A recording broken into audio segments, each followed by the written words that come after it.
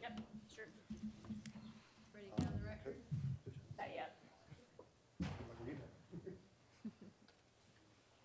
I'll give you the old whatever back there. They're hiding. Judy and June are hiding. Hey, your table's all cattywampus. He's gonna, he's gonna fall through the crack before we get started. Everybody's phones off. We're ready to. Set the stone. Well, we want you to respond to if there's any fires, so you're good to go. Okay, let's go ahead and get on the record, Madam Clerk.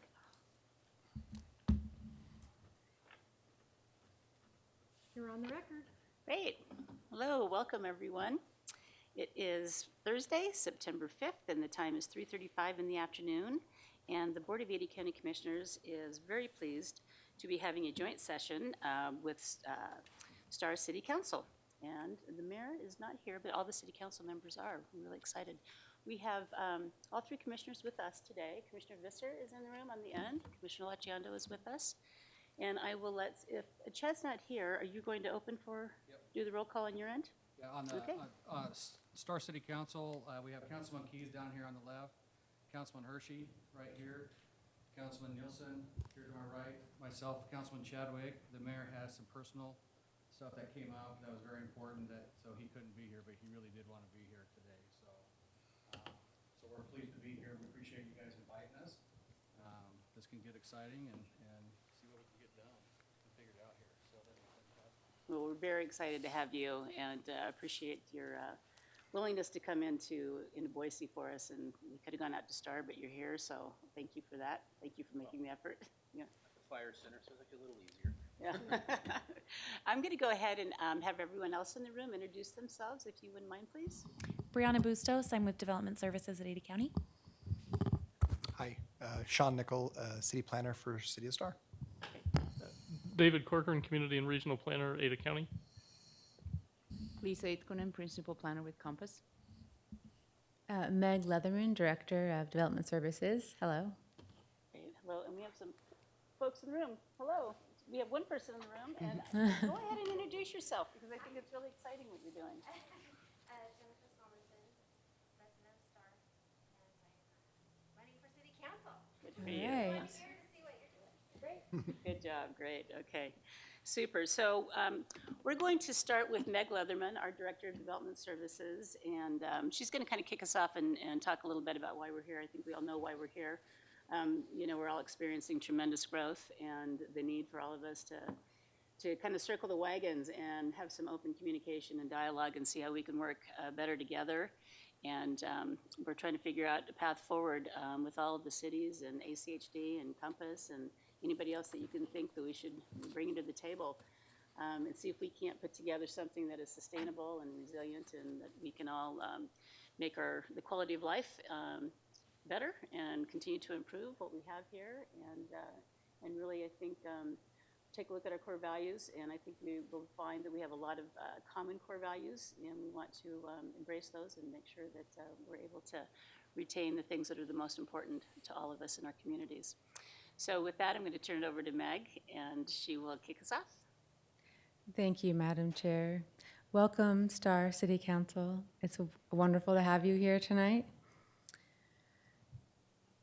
So yes, I'm going to start with why we are. Lisa are going to transition into where we are now and what should we do, which will hopefully open a discussion that will be interactive with the rest of you all.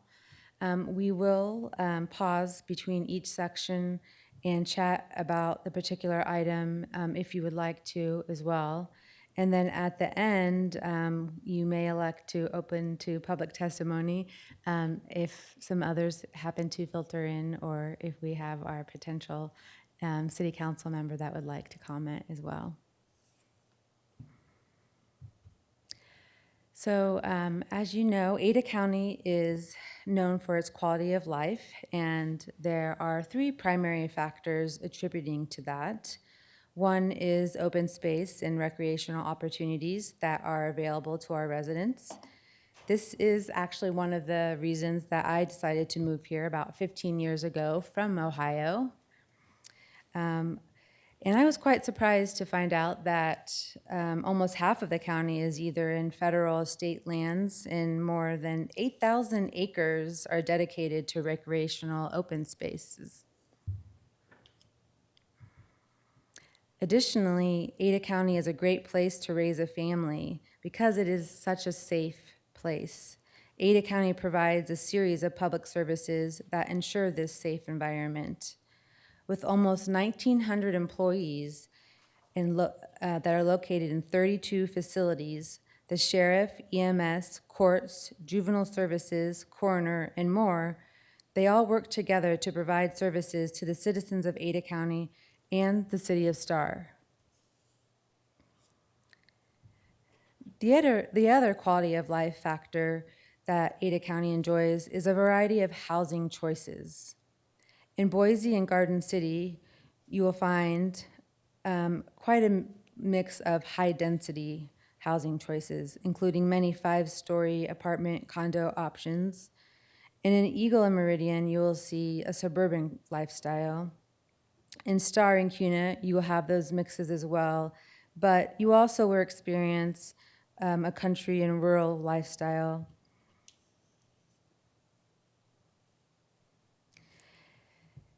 Agencies have worked independently over the past years when it comes to growth. As the county has grown, it has been difficult to manage the growth effectively. As a result, we have felt a pinch on our roads, in our schools, and on our facilities. The residents of Ada County are feeling this growth in their pocketbooks, in their homes, on their roads, and in their public services. We want to work together to better understand the needs of the cities, ACHD, and the citizens, and we want to work together.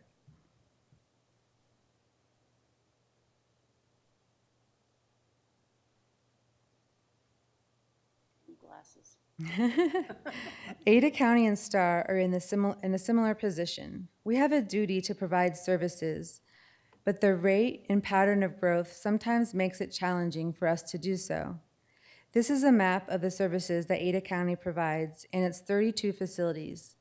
As you can see, our facilities don't match the current growth pattern. As a county, we must plan in a cost-effective manner. That has been and continues to be our top priority, to provide cost-effective planning. In order to do that, we need to understand the city's plans and know where you are going. Ada County Development Services is working to improve collaboration in the way we grow. We want all cities and agencies to have a voice and have their needs met. We look to the cities to provide feedback, and we offer our resources so we can all grow together in a fiscally responsible manner. And now I'm going to turn it over to David, unless you would like to have some discussion about that. Anything at this point, any questions or comments? Or is it going to Lisa? Sorry. Not yet. Yeah, we will. Yeah.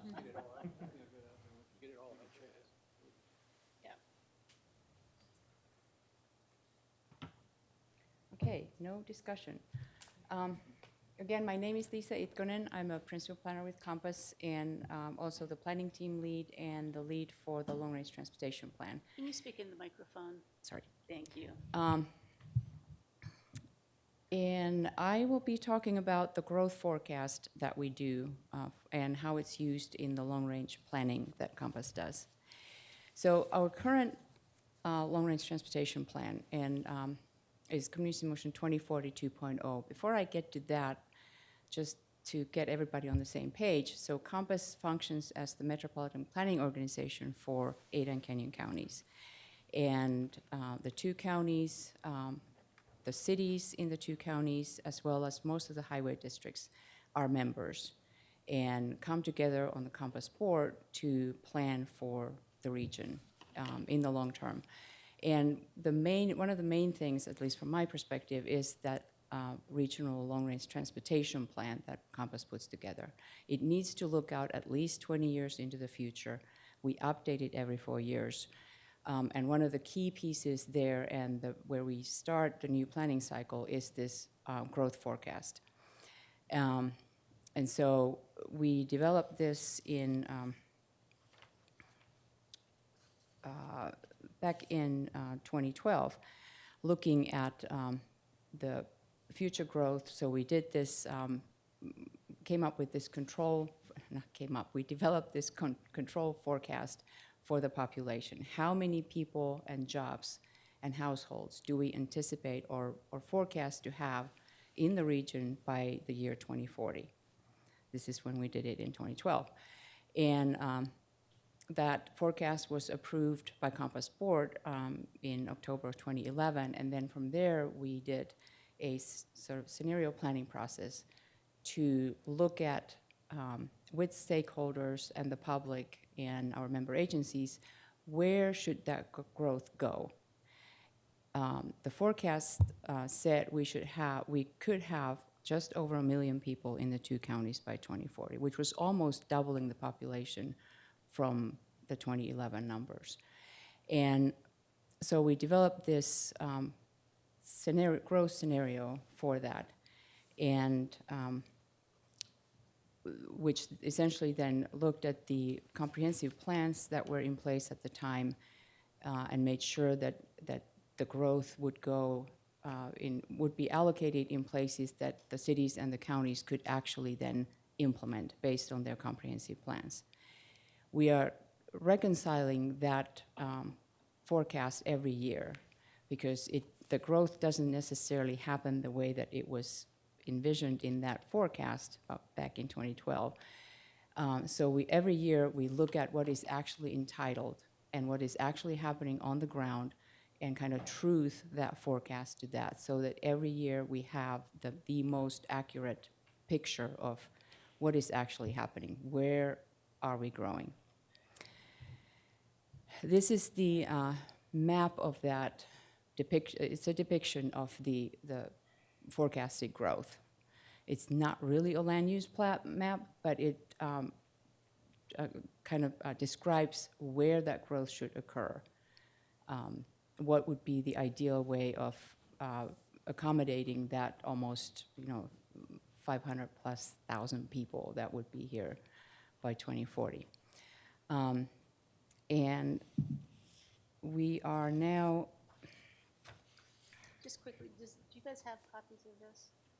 Would you like copies? Yes, Yeah. I actually have copies on my computer. Okay. Give copies of the whole presentation. Yeah. Okay, so in these, this map is also available on the Compass website, so you can get this. And on the back side of it is the forecasted growth in 5-year bins for each of the cities and the counties. So this type of the preferred growth scenario, which this represents for the 2040 plan, then is the basis for the transportation planning that we do. So this gives us an idea and kind of informs where do we have the needs for infrastructure. And from Compass perspective, we're looking at transportation. So what other transportation needs in terms of roads, pathways, sidewalks, bike paths, any other kinds of things, public transportation that would be needed to accommodate the growth that we foresee coming. And then Valley Regional Transit uses the same thing to plan for their longer-term services. And then there's that feedback loop back to the local cities and counties during the comprehensive plan updates. We also do a build-out calculation. So we quantify the number of people, households, and jobs if each community were to build out to their comprehensive plan land uses. And the assumptions there are that there are that doesn't assume any kind of horizon year. It's just sometime in the future And it doesn't take into account any environmental or service restrictions. It's purely looking at the land use that's in the comp plans, the densities, and how many people would that bring in. And when we completed this in 2012, the result from there was that we would have 1.4 million people in Ada County and another 1.3 million in Canyon County. So for a regional total of 2.7 million as a build-out. And this was, again, done in 2012 based on the comprehensive plans that we had in place then. So we will be updating this one, this build-out also, as we are starting the update of the long-range transportation plan, looking at Horizon Europe 2050. And we will be starting again with that demographic forecast for that horizon year of 2050, and then working with both stakeholders and the public on kind of a wisdom of the crowds approach to that growth allocation. So a little bit different from what we did back in 2012, and really bringing more and a more diverse group of stakeholders into that to inform what that 2050 growth could look like. Like I said, we will be updating the build-out calculation based on the new growth, entitled developments, and the revised comprehensive plans. Almost everybody has updated their comp plans since 2012. So we will be looking at the latest. And then we will also continue to annually reconcile that growth forecast and the growth allocation based on what is actually happening. And so you can imagine that it's been pretty hectic the last couple of years with all the growth that's coming in, and figuring out how we can make the numbers still work with where the growth was allocated originally.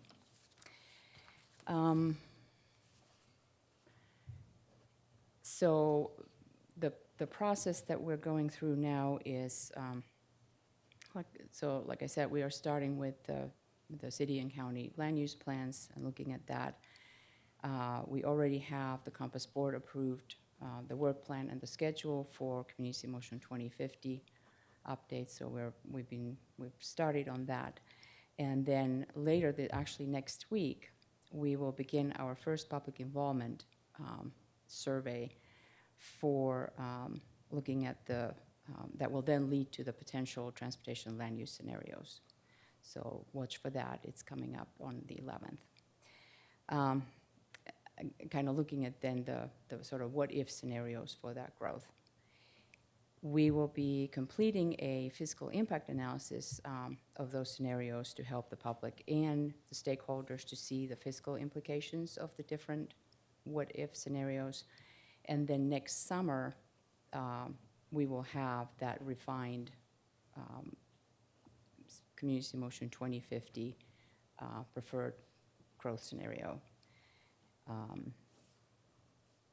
And by the end of 2021, we will have a complete draft plan with the idea that then our member agencies will have a chance to look at that in early 2022.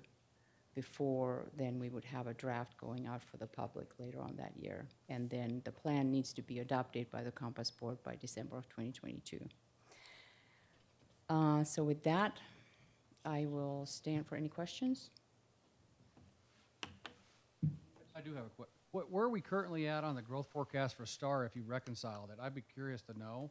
Because I know when we were doing our comprehensive plan stuff, I believe we were at 4, where were they at, 4%, 4.5% growth? And we estimated ourselves being 8% growth over the period of time. And so I know that was a contentious thing a little bit amongst some agencies to be forecasting. But also the totals that we had at the time for 2020 were lower than the actual population of STAR at the time in late 2018. Yeah. So they're just, I like to, if we're talking about reconciling, how does that work, and how do we get that information, and what does it really do for us if you reconcile that, right? I think what we're maybe envisioning is kind of utilizing all the things that we have currently going, but making that even more robust so that we have a really good sense of how the growth that is either planned or is about to happen will impact us all from a fiscal perspective. So when I'm looking at this slide, the piece in there that is most intriguing or most exciting for me as someone with budgetary responsibility, as we all do, is this fiscal impact component. Because on our end,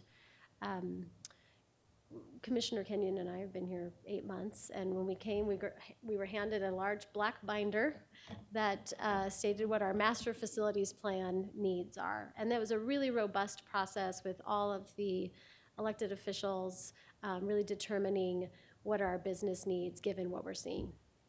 The cost of those needs is about $300 million, which we don't have hanging around in any of these seat cushions. So when we look at the current scenarios for growth, totaling up all of the city's comp plans, those costs for Ada County alone, not ACHD, not any of the cities, it balloons to about $700 million.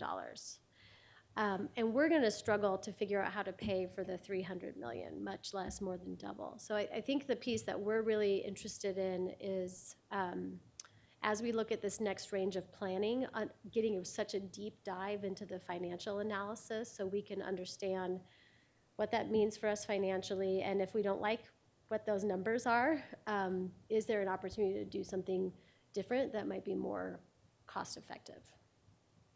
So that's my personal excitement, is a little fiscal responsibility element here, and I don't know if you had other thoughts Well, I there. think Trevor had some direct questions to Lisa in terms of what does the reconciliation look like? Yeah. How does that go back and help Well, us? that Directly, helps, does that right. help? Yeah. Let's have Lisa weigh in as well. So in the latest reconciliation, which was done this summer, the reconciled forecasted growth or the population number for STAR was 10,719. Your actual kind of the approved official population estimate that the Compass Board approved in April for STAR is 10,990. So the difference there is the reconciliation is looking at what is happening on the ground and what was forecasted with based on your comprehensive plan. So it looks like the forecast is a little behind of what is actually happening, and the growth that you actually, that extra 200 people that you have in the official population estimate is probably allocated somewhere because the estimate is based on city limits. The forecast is on demographic areas. So it's a slightly different geography. Is that based on the plan that was previous to the one that we just adopted this spring? Yes, Okay. yeah, we have not, If you use the plan this spring, it's gonna obviously be an right, big difference. Big difference. right. And so we will be using that current plan then when we're redoing that allocation. Yeah, sure. Go for it. So a question as well. So, one of the things I've struggled with a little bit as I've gone through the 2040 2.0 plan is there are a variety of different forecast numbers for growth in STAR. For instance, the vision map that you had up there a little bit ago, if you look on page 2, I think the number in there is 36,400-ish. There are other numbers that are in the high 20s and low 30s, and are kind of all over the place. And so I've had a little bit of a challenge trying to understand, what numbers should I be hanging my hat on in terms of what we need to plan for our city. And I don't know if there's a way to kind of unify that or define better that this number is for city limits, this number is for your comprehensive plan area, this number is for area of impact. But there's a variety of numbers, and it's not clear what they all mean. And so if there's a way to clarify that going forward, that would be quite helpful. Okay. Thank you. Yeah, thank you. So on the topic of the financial responsibility and figuring out how to fund that 300 million or the 700 million. You know, I can appreciate how difficult that is. Your statement on you know, maybe we find ways to do it in or less expensive ways to accomplish that. I wonder if we can actually get to a number that tells us what is the cost of growth. When we have, I mean, we have internal growth, people just, families, you know, kids grow up and have families and so on. And then we all know that there is a ton of pressure from outside, from states all around us, that's bringing in growth. And what is the cost of that? And, you know, we hear all the time that we want growth to pay for itself. And as an elected official, I like to believe that growth is paying for itself because I see fees that we collect and the process is supposed to collect these numbers along the way. But apparently, those numbers aren't paying for growth. And so can we get to the point where we understand what that takes and where agencies like the City of Star, who have the ability to collect fees that would make growth pay for itself, can actually collect the right amount of money? We can do that across Ada County.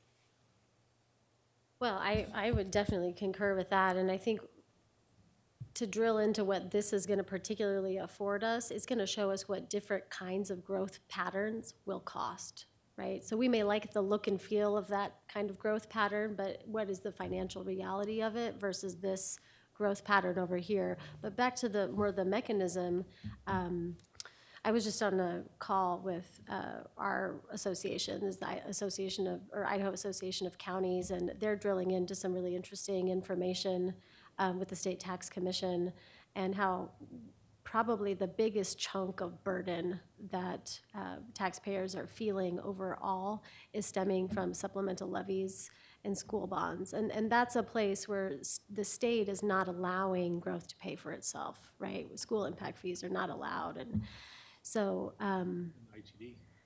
in ITD. So I think, I don't know that that's an answer to your question, but I know we're committed to, at least on our end, where we're gonna, for the first time, look at impact fees at the county level, because that's important to us. I need to be able to look to my constituents and say, before I raise your taxes, I've done everything that I could to ensure that new growth is paying for itself. And I know it's challenging for our school districts because they don't have the ability to do that. I just want everyone here to know that, you know, we're really committed to this process, and that is, you know, we haven't engaged in any strategic talks amongst ourselves. We want this to be a coordinated effort and for all of us to come together and have these discussions. And, you know, these are the beginning of the discussions with individual cities, which will then culminate in longer-term planning with all of us at the table together. So I think that it's important for you guys to know that this board, at least two of the members, committed to a good chunk of money to actually make sure that these facilitated conversations take place, that we have experts coming in to help. We're paying for the venues. We're going to ensure that this doesn't just get shelved, you know, in 6 months down the road.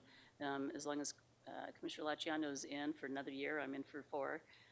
We can get the ball rolling, but I want all of us to think, because we can get in the weeds and talk about, you know, some of the specific issues, but the bigger overall picture, and we talked about this, Trevor, is how do we sustain this effort? How does it get organized and sustain itself? Because we may come and go as elected officials, but we really owe it to our community to set something that I think that is sustainable in the long run. So I'd like for us to always keep that in mind. And again, this isn't an Ada County effort. We're just wanting to kind of house it and hold it, and that it's your effort as much as it is ours. So I just want to make that clear, and we are committed to it. I think it's when we're talking about impact fees with, for the schools and ITD, I think it's important that we as a group of organizations get together and really push that a little bit with the state. I know I've had some communications with a couple of legislators that are very interested in the concept of impact fees for ITD, based on a regional planning level, right? Where we have 5 of them in the state of Idaho, I think, right? So the people in Salmon don't have to pay the same impact fees. That's what happens down here in the valley, right? But I think stuff like that, if we could all get on board and really push that envelope a little bit, I think we can get something done, because we're gonna run out of time. We seriously are. I mean, we're doing this, I think, in my opinion, 4 years too late, right? Because the growth is here. Yeah. So we need to get something done now instead of planning this stuff for 2 or 3 years down the road, because it's not gonna do us any good, right? So that's just, that's where I'd like to see us go, I think, as a whole here. So we were focusing on the fiscal impact analysis and how important that is, but I was reading back on the notes of efforts prior to this group, and this is, not new conversation, right? But what's happened is a lot of it gets stalled because of lack of money, lack of funding. And Compass is the funding, one of the major funding mechanisms for ACHD. And I think, we have a real opportunity back in Washington, D.C. now, with the way that the deck is stacked, for Idaho to get pulled out some significant grants. And I think if we get more organized, the cities and the counties together, then I think that's another level that we can look at to bring in some more money to help with the growth that we're experiencing. But the timing is, it's got to be now. It can't wait another couple of years. Lisa? Thank you. Anything else? Okay. All right, Dave? Thank you. Thank you. Oh, I just had one question. I just popped in my head. Sorry. You can sit down. It's not even something you probably answered, but you said 72%, 76%? 72. So we're going too fast? Did they ask how long those people had lived here that answered that question? So that's the Boise State survey yeah. that they do a statistically significant sampling. I don't think they sample based on how long you've lived here, though. That's an interesting question. It actually would be interesting to pull the survey, because I think they may have even drilled into that in the questions. Because So. we get a lot of people that frankly get here and say, all right, stop growing. Close the door. Yeah. Close the So- gates. I know. I was just wondering. Yeah. I thought that number. Yeah. Thank you, That's too. an interesting phenomenon. I had a woman say sort of the same thing to me, and she literally had been here for 2 months. Yeah. So. Kind of the driver's license. Bill. Yeah. Okay, are we ready to proceed? Yes, good afternoon, Madam Chair, Commissioners, City Council members, David Corcoran, Ada County Community and Regional Planner. Just here, I don't want to focus too much on STAR on this map, just because, as you already indicated, this doesn't reflect the most recent comp plan update. But in terms of the county in general, over the last 20 years, we've gone from 300,000 to we're pushing 500,000 people now. And what's interesting when you look at this map is, I don't know how well you can see it up there, but the number in purple shows the population right now. The number in orange shows when Compass and Lisa went through the CIM 2040 process, what they thought it would be. The number in black shows that most recent reconciliation process, so what we think the population in 2040 is going to be now. And what you can see is we're growing faster than what we had expected. But one thing that's really interesting is that the growth is happening in a much different way than we had expected. And you can see if you look at CUNA's numbers, the difference between the orange and the black. They're projected to be almost twice the size they were in 2040 now, as opposed to in the past. Whereas Eagle has actually dropped a bit. Largely because M3 is on the rocks. But what a lot of this has to do with is the comprehensive plan situation. So if you look at the number on the bottom, that shows the full number that Compass projected if every comprehensive plan is built out. So any land use on the map, you fill in your impact areas with all sorts of different land uses. Compass goes through and says, all right, if we filled that designated medium density residential with medium density residential, this is what we would come up with, right? So what that is forecasting is that we have capacity or are planning for, from a land use perspective, around 1.5 million people. And so that disconnect between how many people are in the county right now, that 689 number forecasted for 2040, and the comprehensive plan number, which is that 1.5 million, is having some implications on county facilities. And I'll talk about that more here now, but first, just in a sort of a table format, we're basically at 117%, kind of what we expected. So I just want to walk through these maps real fast. These are maps that Compass put together in the Compass 2040 process, or in the CIM 2040 process. And that map on the left there, what you can see is it shows where we were back in 2010. The map on the top shows sort of population density. The map on the bottom shows where jobs are. The map in the middle shows the original 2040 growth forecast and that projection as we had expected it during the initial CIM process. And that map on the right again goes back and shows, if we were to build out everything in the comprehensive plans, what would things actually look like? And you can see there's a pretty big difference between the middle and the right maps, right? I think the most obvious blob, if you look at, is very dense housing forecasted there in kind of the downtown Boise area, and then that kind of vanishes a little bit more to the right. So what we're seeing, though, is that this is having an impact on how county facilities are and the county's ability to provide services. What's ended up happening is that we're not actually growing in a situation that looks like that middle column. We're growing as some sort of hybrid that looks kind of like the middle column and kind of like the right-hand column. So right now, the county has, Meg had indicated 32 locations, around 1,850 employees, covering everything from the sheriffs, the ambulance, courts, juvenile services, the coroner, mosquito abatement, and various other departments. Baiting a lot of mosquitoes in Star right now. As Commissioner Laciando had indicated just a couple minutes ago, for us to go to what it looks like in 2040, that's a $320 million capital cost that we're going to have to find money to invest in at some point. But it's actually kind of more than that, because what's happening is that the development pattern isn't exactly looking like this. It's looking kind of like a combination of this and the map on the right. Because every time a new development gets approved, in places that we didn't necessarily expect, that can be one more sheriff that has to go out, that can be one more ambulance, and that begins to drive up the cost of county facilities. Now, that being said, once we get to that build out where we have 1.5 million people in the county, that's the cost, $680 million right there. Yes. When I look at these numbers, something just kind of sticks out in my mind just a little bit, is why is the sheriff's number going up so much if the county land starts going down with this growth going into the cities?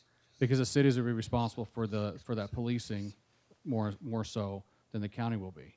So to me, I look at those numbers and I think it's wrong, right? If you're going to talk about this build out and stuff by the cities on there. So that concerns me right there, honestly, when I look at that. Absolutely. So, Madam Chair, Commissioner Chadwick, so what that speculates is a situation where we stick with sort of the existing sheriff-police arrangement. The net cost of the taxpayer is probably going to be somewhat the same. If Star or another city eventually goes out and separates from the Ada County Sheriff and gets a police force, there would still be that cost that would have to be paid. But that cost is associated with the city, not with the county. Yeah, so it would just shift. So there should be no increase in if the Eagle, CUNA, Star all have that sheriff policing model, right? But that's all being paid for by the citizens of those cities, not the county.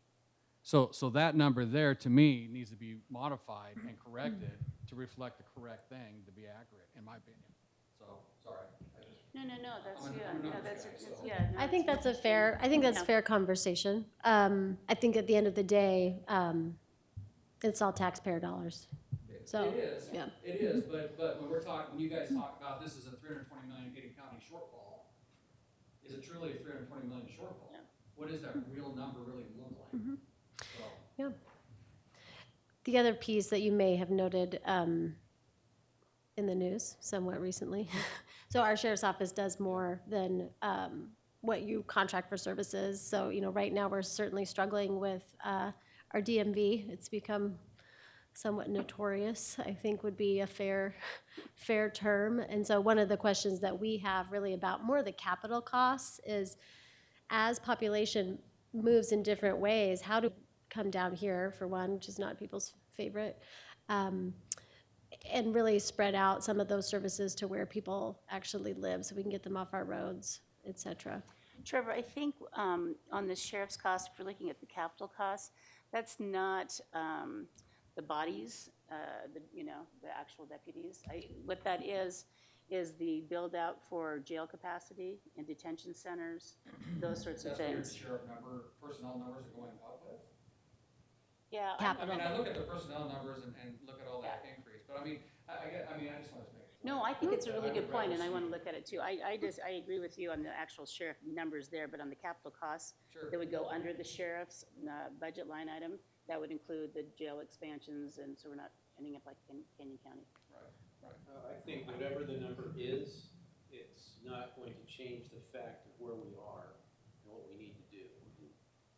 Yeah, they do obviously the patrol, the jail, the DMV, and there's the auxiliary things too, like there's a Right. bomb squad, but like, Yeah. and SWAT, I mean, that's all, what do they call it, overhead costs. One other piece that we've been talking about a lot and thinking about a lot, and we're really looking forward to our City of Boise conversation. If you go back to the areas of impact, David, if you wouldn't mind. Where is that? There's a whole little section in there that Southwest, I don't know if it's fair to even call it Southwest Ada County because it's right almost in the middle now, but it's not Southwest Boise because it's not in their city. But it has been developed over 30 years of what has now become very urbanized development, but technically it's in Ada County. So we have some conversations that we're gonna be interested in having over time with the city of Boise about what does that look like going forward, because that is our sheriff's deputies who are essentially providing police services in what's become an urbanized area. One of the things that Diana mentioned earlier is, and I think you did as well, let's take a look at how we can, just wanted to share with you that during our budget process, we became aware of the fact that Ada County taxpayers are really subsidizing the state in IDOC because Ada County Jail is holding their folks for much longer than we should be. And so the jail didn't pass inspection, and that's problematic. And so we obviously needed to do something this year. But we had Director T-Walt come and testify during our budget presentations and commit to partnering with us and talking about how do we work together with the state to solve this problem. And I think this is some of the added benefits of bringing all of us together and having one voice in talking about how do we become more effective and efficient and working together in partnerships. David? Thank you, David. Right. Well, I can either pause or keep going if there's anything more you'd like to discuss. Ready to keep going? Okay. Let's keep going. All All right.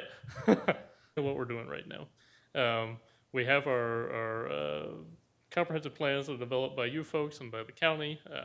We feed that into the communities in motion process, and what comes out of that are these growth projections, right? The comprehensive plans along with various economic forecasting and other data.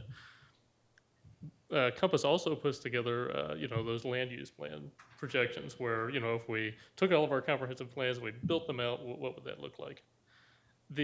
Both ACHD's capital improvements plan and Ada County's facilities plan, though, are more based on, what we kind of are expecting to happen in 2040. And so that creates that disconnect. And so I want to transition just a little bit and talk a little bit about Gallatin County, Montana. I don't know how well you folks know Gallatin County. It's Bozeman, Big Sky, central Montana.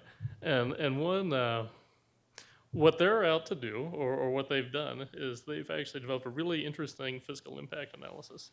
And I use this as an example of a nice, clean, and simple example of what can be done. I think Ada County has probably moved a little bit beyond this point, but certainly the idea is solid for us to use for our own needs.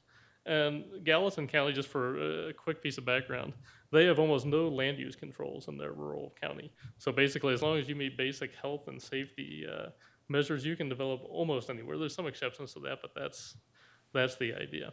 So what they found was, okay, we can either approve, if we continue on this pattern where we basically just allow anything to happen anywhere, or if we go to a situation where we restrict areas outside of city centers to 160-acre minimum lot sizes, which in rural Montana is pretty common, a quarter section there, how much money would that kind of save us? And what they found when they did this fiscal impact analysis was that they would actually save more than half of their road and sheriff budget over the period of time between 2005 and 2025 if they, began to look at the way they were doing growth a little bit differently and begin to,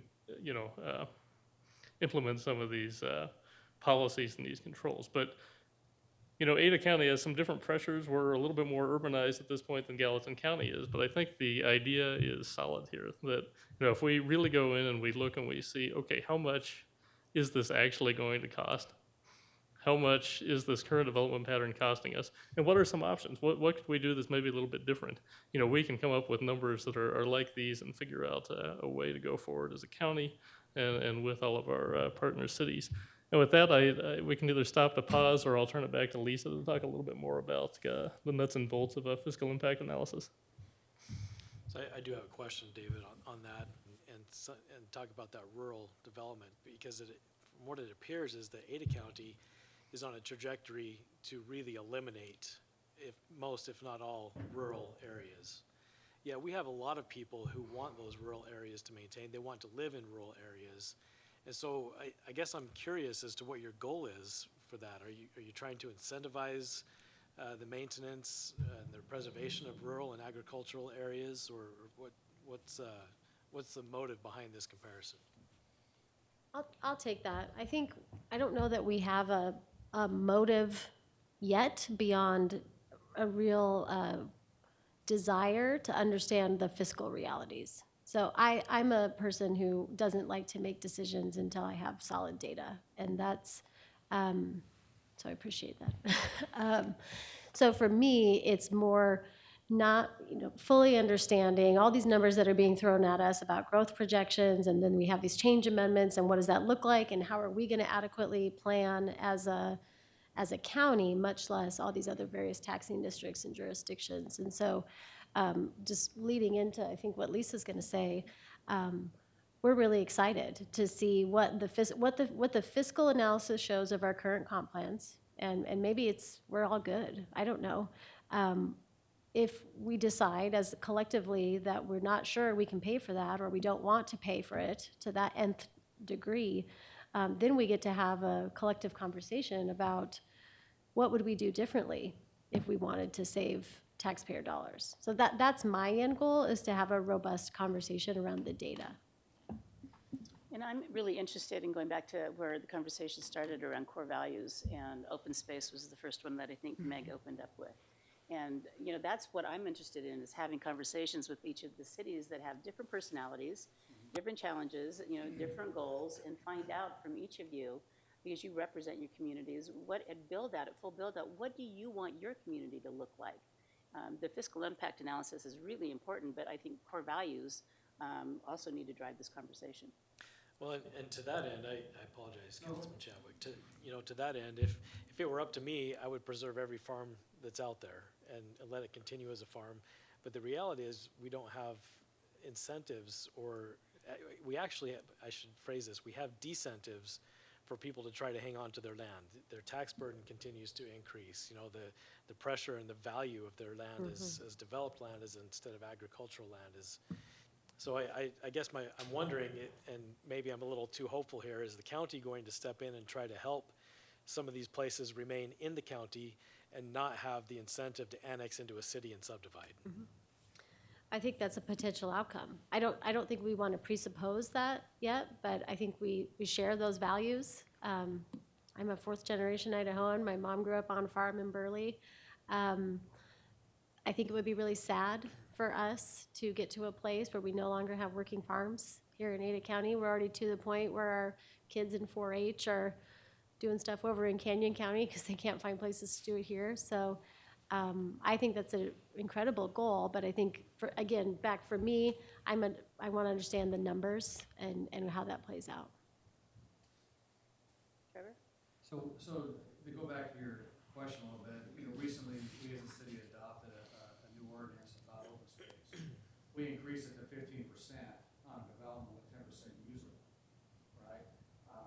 So we're trying to take those steps to try to create that feel and keep that that open space out there for our citizens and stuff like that, because we don't want it to be all back in there with those houses and stuff. And then we're also looking at, with this new comprehensive plan, doing some sub-plans and some overlay areas to properly plan and stuff like that, to make it more user-friendly. Cool. So, I mean, that's where we're at with our city. The whole reason with the comprehensive plan change that we did is we needed, with this fast growth, we needed the toolbox to be able to try to manage that as best as we can. And we found out that our comprehensive plan wasn't adequate either. We're missing several segments that were required in the state.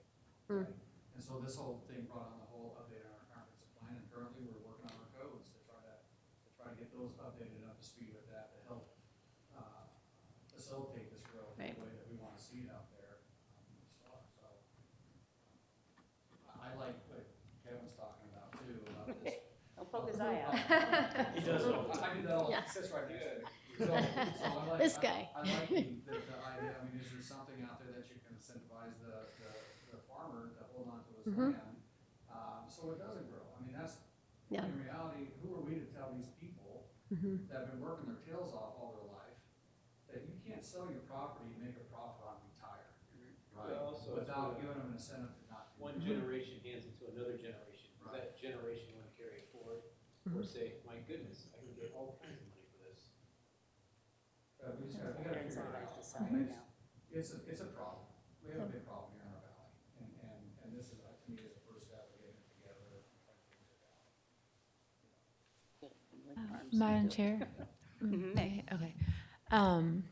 I'd just like to say, I really appreciate your open and honest questions, and I'm just so excited to work with you all. I think this is great. Thank you so much. And the only reason that we actually talked a couple times about putting this one in here, this slide, back and forth because of just for various reasons, but I think it's more of a good graphical image is why we ended up putting it in, is the reason, so. Conceptual. It's, Population in Gallatin County, Much smaller. it's much smaller, and that's the reason, one of the reasons. not my helicopter. Going for a ride. But Bozeman's going nuts. I mean, it's Yeah. similarly growing very fast. It's Yeah. got a lot of area out there. I mean, when we put a fire helicopter out, it's because we have plenty of places to fly it. So when I wanna go back to this cost analysis that we wanna do as a county. Is there a way to bring this into the city level too? As a look at it on a global scale, Yeah. right? I mean, every single city. Let's let Lisa talk, because I think that she's going to say Are you just that. Yeah. Because I think that's important for us. Obviously, Star is not a full-service city, like other cities are. We Right. have our own There's a unique, lot. Yeah. so our 10% cost business. impact for our city is gonna be a lot different, right? Yeah. But if we look at this on a global Right. scale, we could have a better understanding. Not under the And what does that look like? What's it Right. gonna cost and what kind of agreements are we gonna put in place to do something like that? And to that point, if you're a taxpayer, you just get your property tax bill. So you just see what it looks like when it comes to you. Sure. So, when we talk about open space and preserving farms, I've looked at, because like Councilman Nielsen, I too would love to preserve farmland. And, there are mechanisms to do that. I believe in the state of Idaho, there are currently, I think it's 18 different land trusts that exist. None that are in STAR. I know that there is federal money that's available to purchase development rights to put into those land trusts so that you can, manage that land in a non-subdivision way going forward. However, all those federal dollars require a state match, and up to this point, our state has been reluctant to fund any of that. I also recognize that, at least from a land use perspective, STAR is a Dillon's rule state, and we are very limited in terms of local governments and what we can do. We can only do what the state allows us to do, and a lot of the tools that surrounding states have in their toolboxes, we flat just don't have. And we can't do moratoriums, long-term moratoriums. We can't do urban growth boundaries. We can't do a lot of things that other states are doing. So the alternative to me is that we have to use the tools we do have, which is good planning, and which STAR has had a dearth of until fairly recently. We're just trying to get caught up now and respond to it that way. But if you have any other ideas about mechanisms to fund some of these land trusts No, I'm all ears because I would love to do that. I just have no idea how we could possibly do it at this point. I'm not saying I know much about this, but I've heard a couple of folks looking at conservation easements. And that might be something that we want to explore together and see if we can use that as a tool. Yeah. Okay. All right, Lisa. Madam Chair. So fiscal impact. So what is fiscal impact? So what we're going to be looking at is really the cash flow to the public sector, as well as then what is the cost in terms of capital cost and operating expenses that would come in.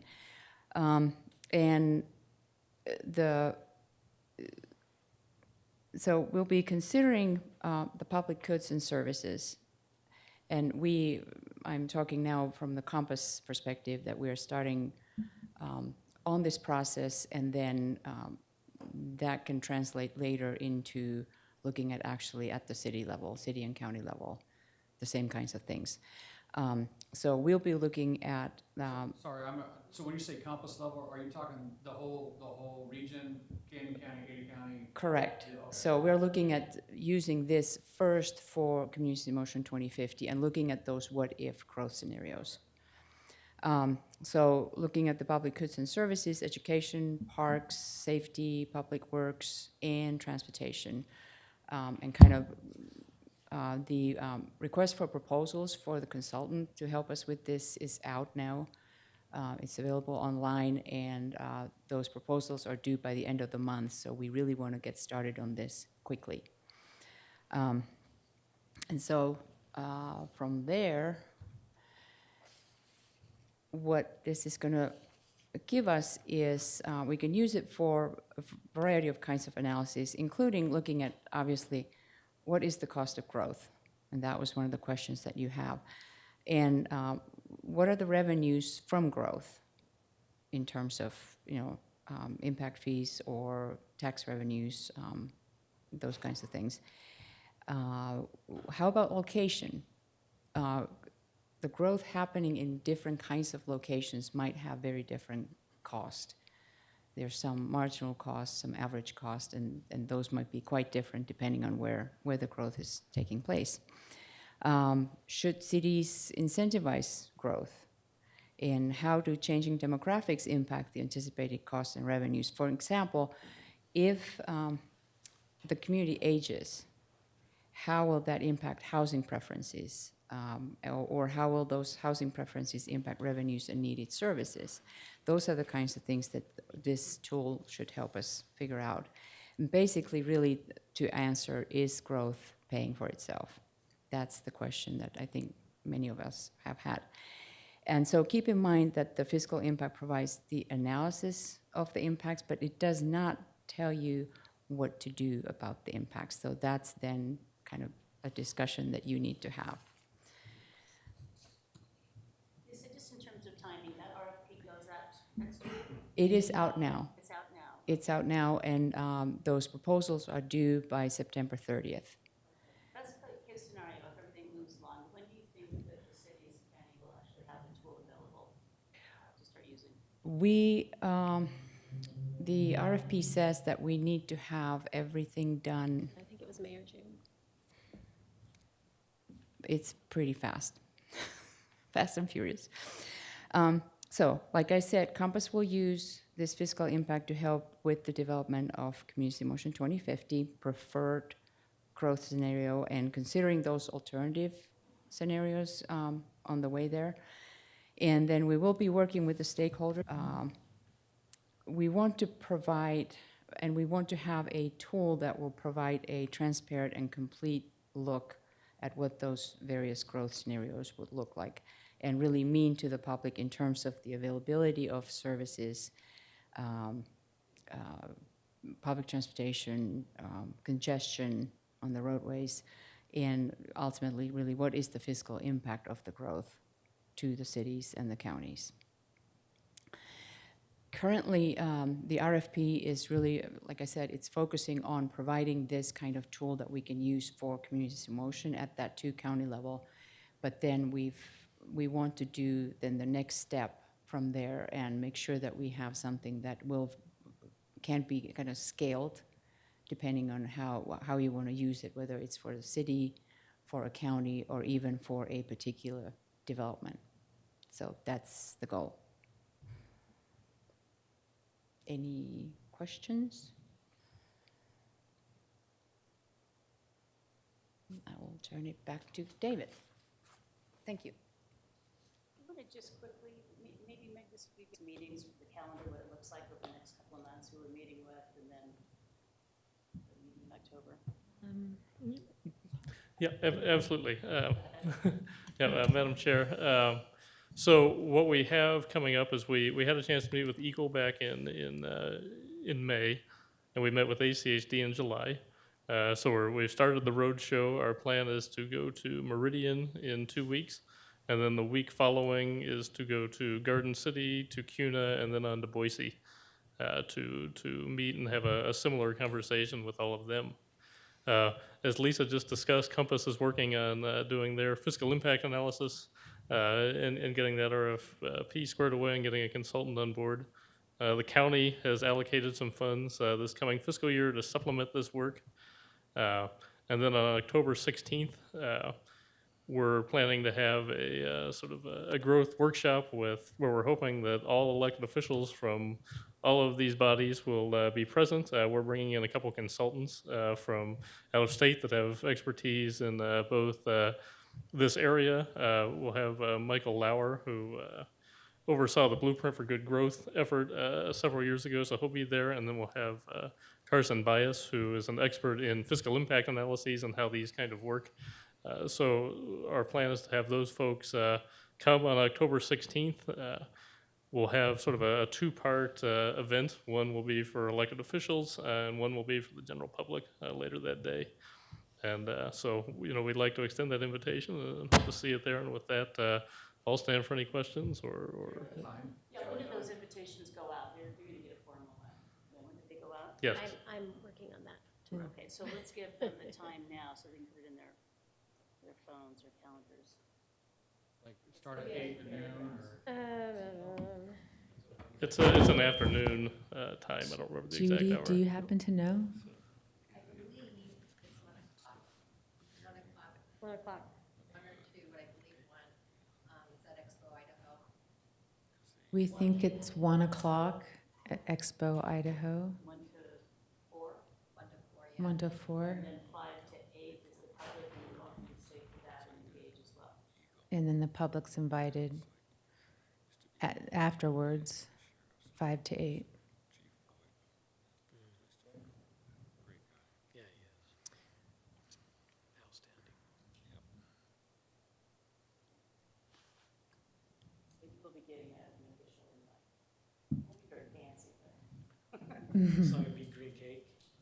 well, maybe, if it's next request. Be my text. I'm not officially invited. Okay. So what's next? So yes, so that's that's kind of what's next. We'll be working with Compass through this RFP process. And then we'll have this discussion on October 16th, and we'll see what comes out of that and move forward from there. Thank you. All right, I think any other questions for staff? If not, then we can just start throwing our ideas and concerns and challenges and everything that we have that we want to talk about here. Next time? Sound good? Okay. So I'm just interested in hearing from all of you, what, obviously, kind of where you're at with the planning. You brought on a planner. Yay. Sean, Awesome fantastic. planner. Great. So just kind of what you're hoping to see in this process, how we can help, anything that Well, would be helpful. So for the city of Star, you guys know our tax base situation that we have out there, where we're about 93% residential and 7% commercial. So obviously, a lot of the traffic and transportation issues and employment issues are, everybody has to go on the road, right? 7 miles any direction to get somewhere. And so that's a transportation nightmare for us. So we are eager to get businesses and such out in Star to help alleviate some of those issues. And I don't know if there's a way the county can help us with that or whatnot. being a relatively new city, 21 years, I mean, that's young, right? We don't have the same benefits as everybody else had over the last 50 to 100 years of growing businesses and stuff like that. We're kind of in a quandary there. So I think if we can get business out in Star, we can alleviate some of the issues that we talk about on these roadways. You guys looked at qualifying to be an opportunity zone? I'm sorry, say An that. opportunity zone? I don't think we have, no. Okay, let's give you some information on that. I think with your, I don't know, with all the new people moving in, you might financially not qualify with your average income per resident, but we'll certainly take a look. Okay. I'm sort of I'm sort of interested, if you have just sort of the top of your head round numbers, what's your demographic look like in terms of age? Because, you know, one of the things we hear, you know, folks are cashing out wherever they are, and even the article that just came out recently kind of highlight a couple of those families. But I'm just sort of interested in what you're seeing. Are they folks who are moving and they're kind of, I mean, maybe they're coming into town periodically, but most time they're at their property? Or is it more, I live in Star and I have to commute to Meridian or commute to Boise or whatever it is for work? It's live in Star and have to commute, but you do also, I mean, you have, I think the demographics is a little bit of everything, really. But just, let's just say I'm also the president of West Valley Little League. We get 150, 160 new kids every year in our league. I know, Right, lately. my son plays you guys every Oh, spring and summer. all right. Boise Capitals. All right.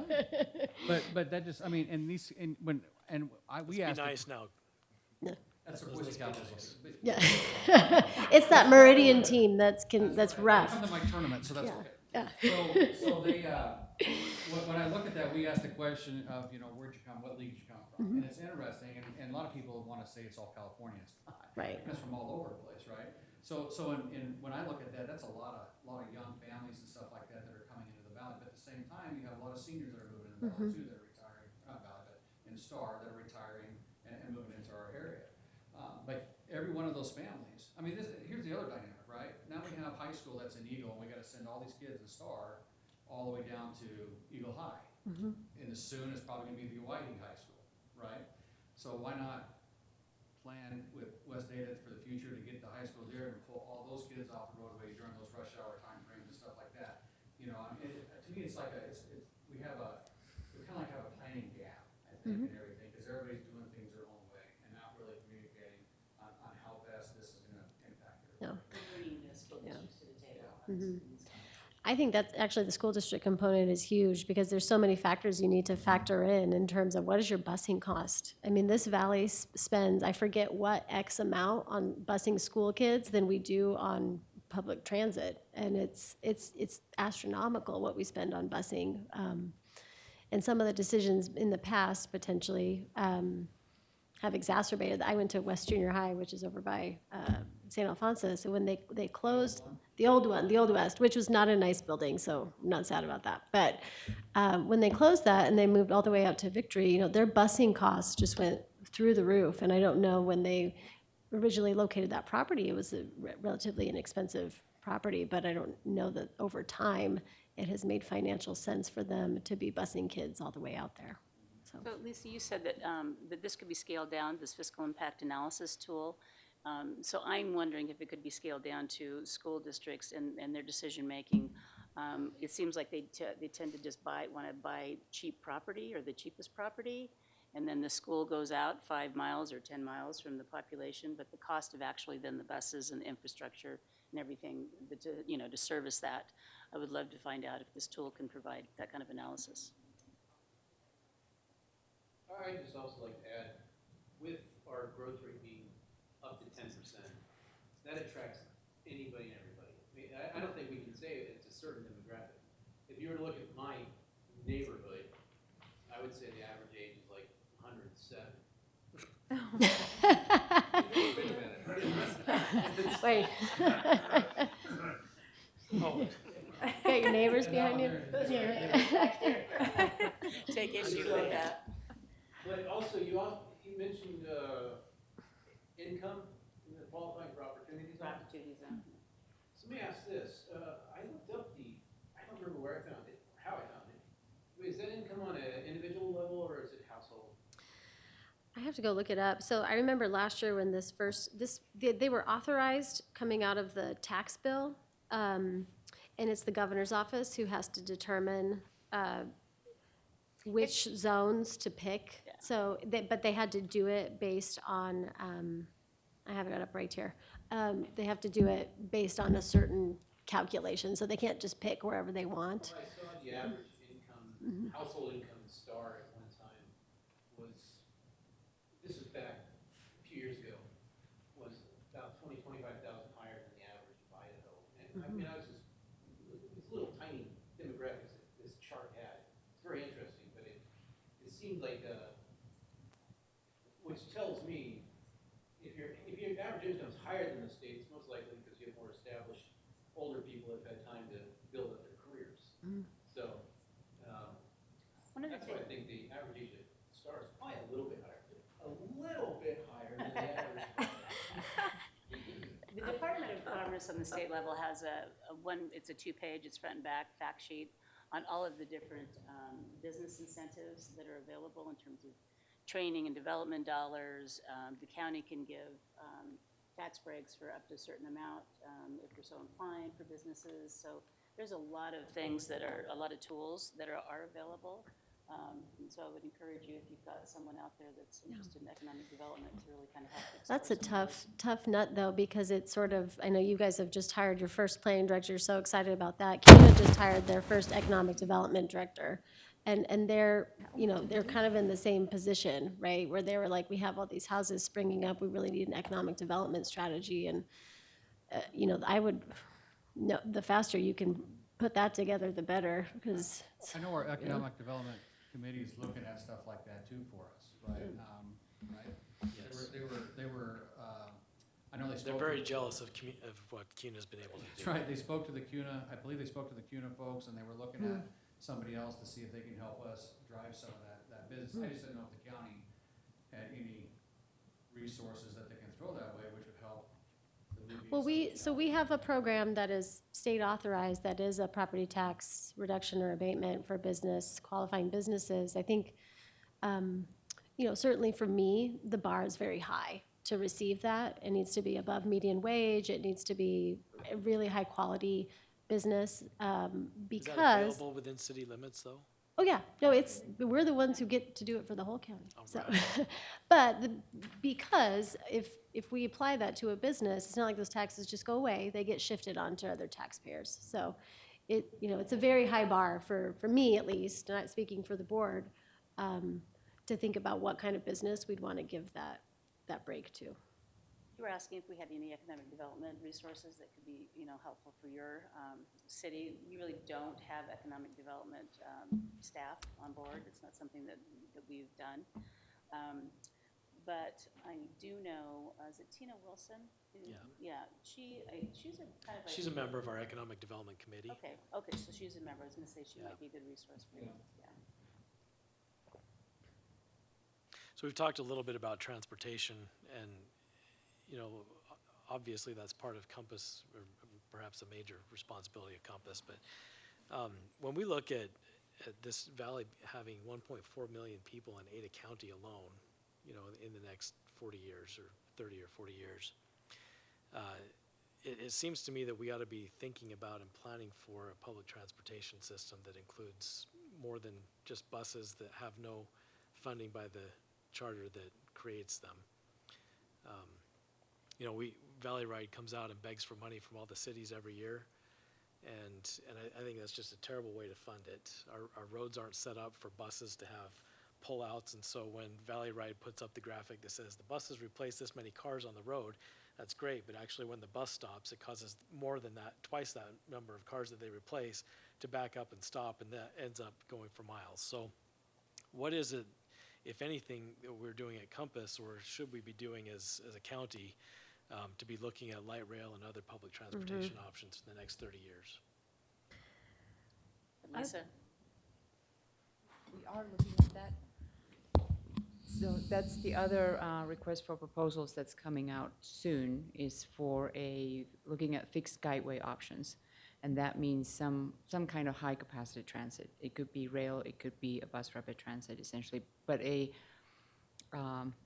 transit vehicle on a dedicated right-of-way so that it would not impede the other traffic. And we want to do this kind of planning and kind of get ready to have a plan to move forward so that when we have the funding source, we can then start actually working on it.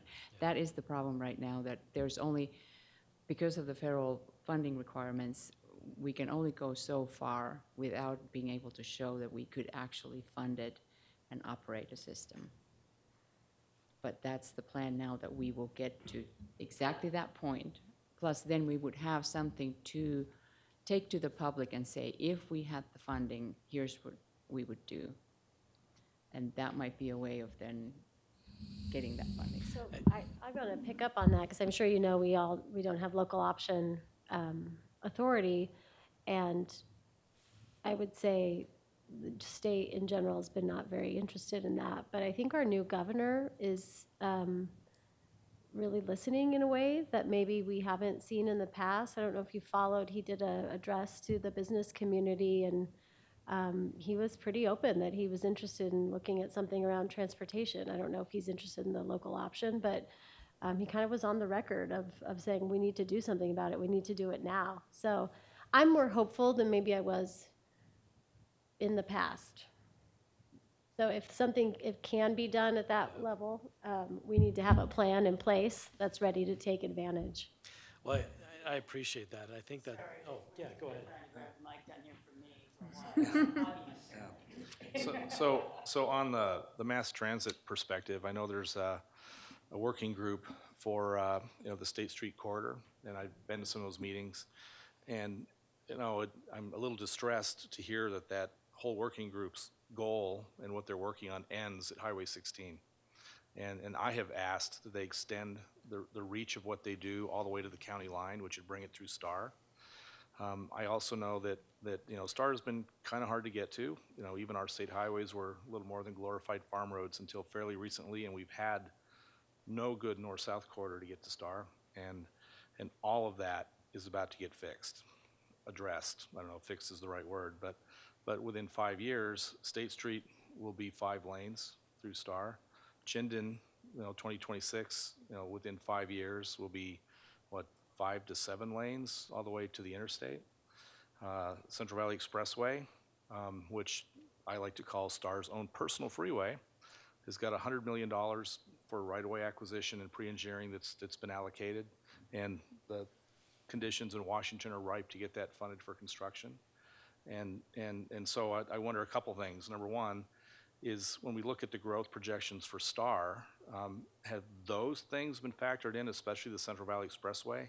Because, when I look at Star having its own personal freeway, I can think of no bigger driver for massive growth than to have our own freeway connecting us to the interstate. Yeah. And I would love to see some growth modeling done with that in mind, because from what I'm seeing now, that's probably sooner rather than later coming.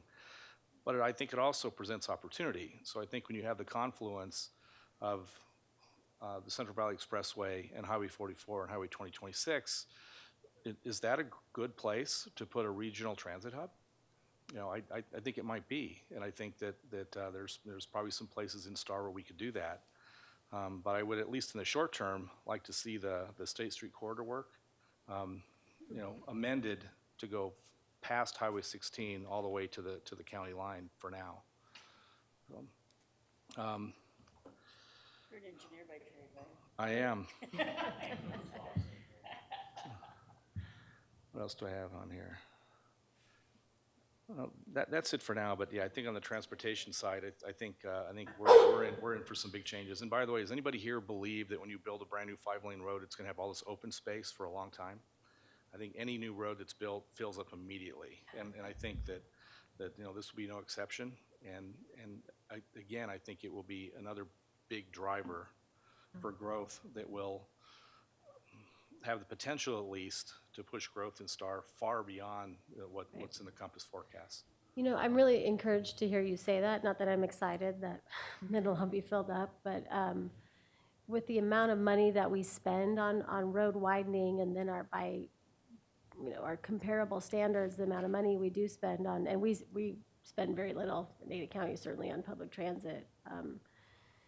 It's potentially also with this fiscal modeling an opportunity to think differently about where we're allocating some of those resources. But those are hard conversations. Those are cultural conversations about choosing different options for what you want to do. I mean, we struggle on the back end, right? So as a receiver of traffic coming in, and with all the growth, just in the need for employment here, we're running out of parking, and we're having tough conversations about what is the right mix of incentives for our employees to choose different options. Because not only does it cost us, the per month cost, but if we have to develop new parking lots, it's millions of dollars to pay for parking, which could be going to a courthouse, for example.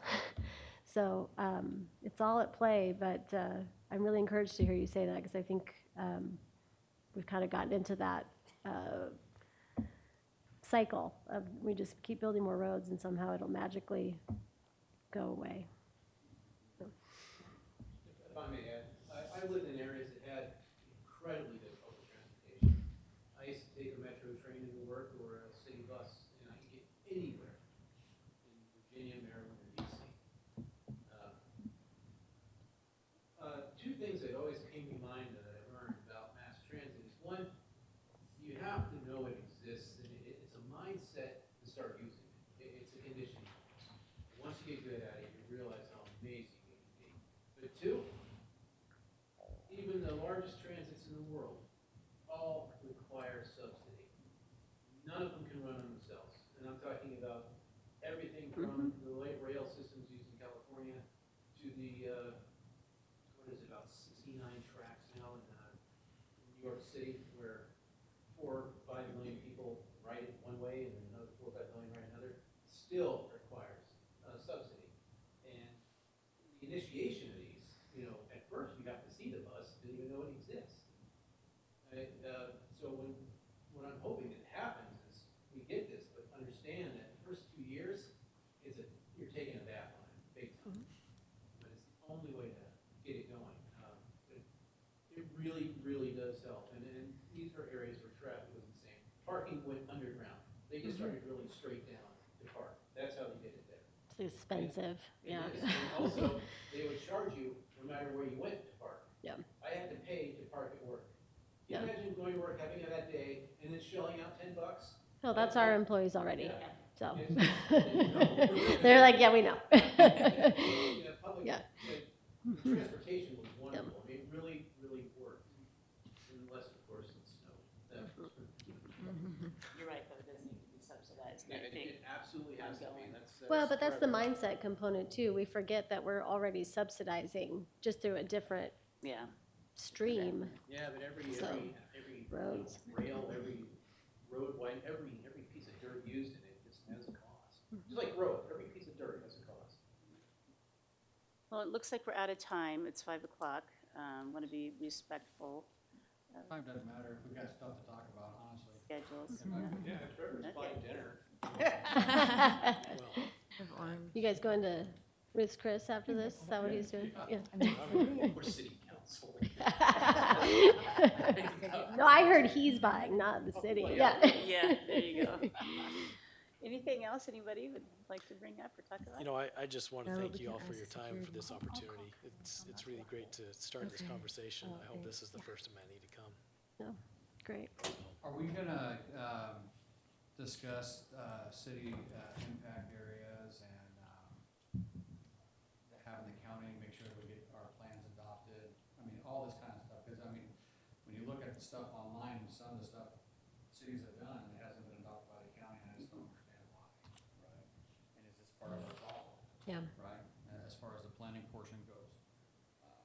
I'll start that off and then kick it over to Meg, but I think, again, not to be a broken record, but that fiscal analysis is part of the piece that we're lacking to be able to understand, and I think will be really helpful in those conversations.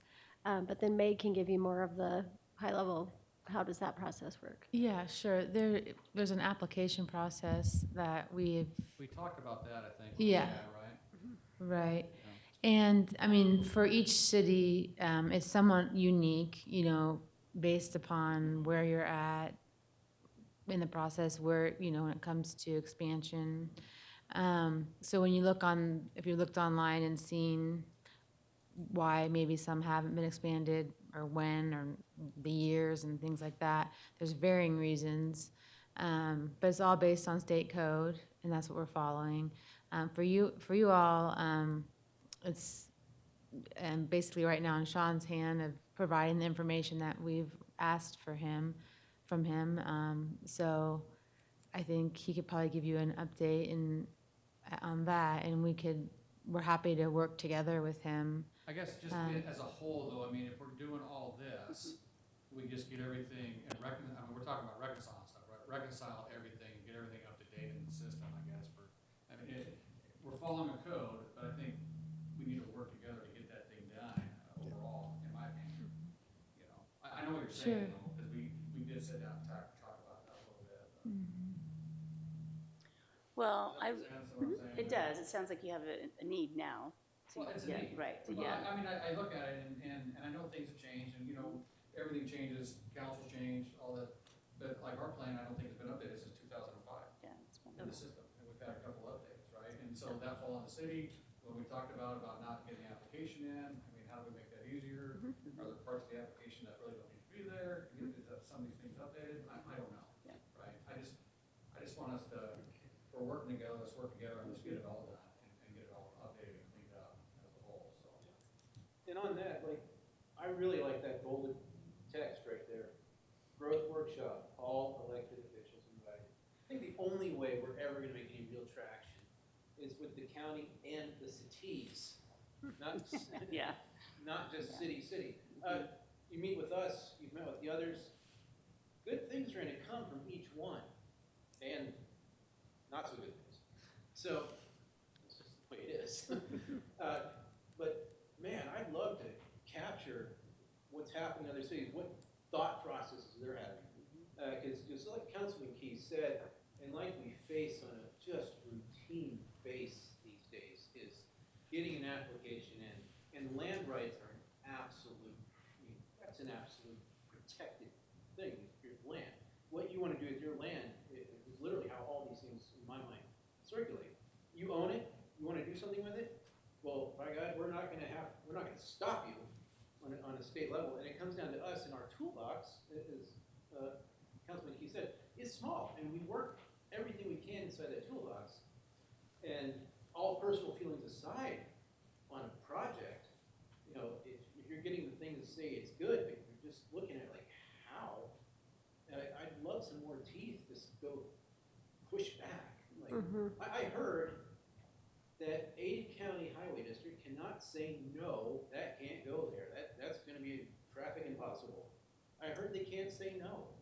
I don't know about that. I think one of the things that happened in the last process, that when elected officials tried to do this, they only got so far, and then there was the facilities ordinance, adequate facilities ordinance, that sort of stopped everybody in their tracks, and that was never clearly defined, it was never agreed upon, and so there was really no teeth for council folks or for us to say no. And so I think we're going to be revisiting that, and I think that was a huge barrier last time, and I think we got to bring anything that was a barrier like that to the very forefront of these conversations, so we don't get down the road 6 months or a year, and then, you know, some folks are going, nope, I'm not going to do that. That's why I like that workshop. Yeah. No, just a personal note, my father's getting chemotherapy in October. I'm going out to New York to be with him. Oh, sorry about that. Thank you, but that's why I will not be there.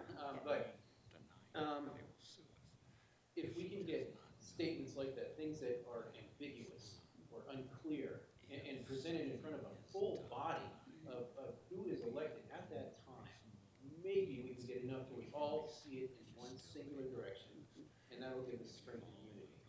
I think we've got the facilitators, the right facilitators to help us lead Very that. impressed with our- Well, we've got 2 more coming in, like you said, that are masters at this. Yes, he is. Thank you. Thank you for letting him participate in it so far with us. So, please feel free, if you could call in, if there's any way you want to participate, we would make sure that we could set up a phone line, I'm sure, for you to call in. Oh, okay. That's why I was looking at my calendar. Darn. Well, here's the thing, Boise's not big enough to get a whole bunch of flights quite yet, so you Yeah. get one chance to get in and one chance to Yes, get out. yeah. And Albany's also tiny in comparison, so it's actually to connect. If I can dial in, I will. If I can make the last half of the meeting, I will. If I can make the public input side, I will. Okay, super, great, I'd love to have you. Anything else, any other comments, closing comments? Oh, thank you. Thanks for coming. Thank you all. This is just the beginning of long, long conversations and a journey we're all gonna take together, and I think we're gonna hopefully make a lot of progress and set something up for future generations. And I think this time, if we can figure out an organizational mechanism and structure like we talked about to make it sustainable, that's the underlying, overall overarching goal for me.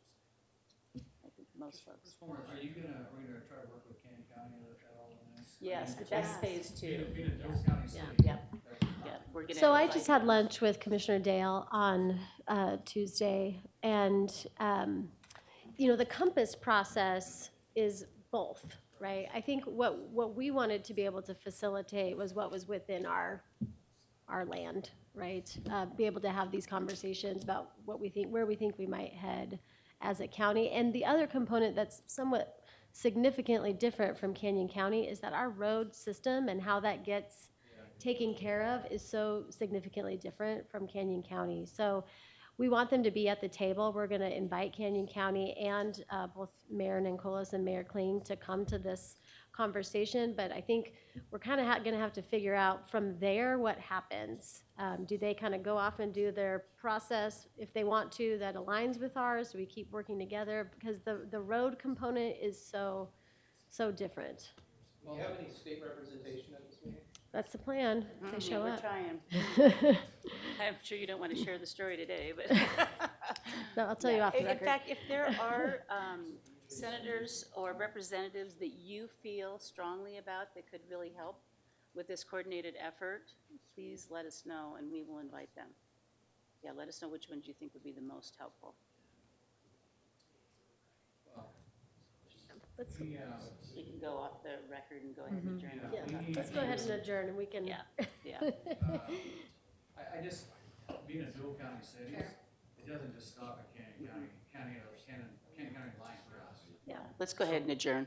Yeah, so we'll need some help. yeah. Absolutely, and we're inviting them. All right. I had a state senator. We're so tell me thrilled today to have he you would not here meet with and me to because I'm a be woman. willing to have these conversations.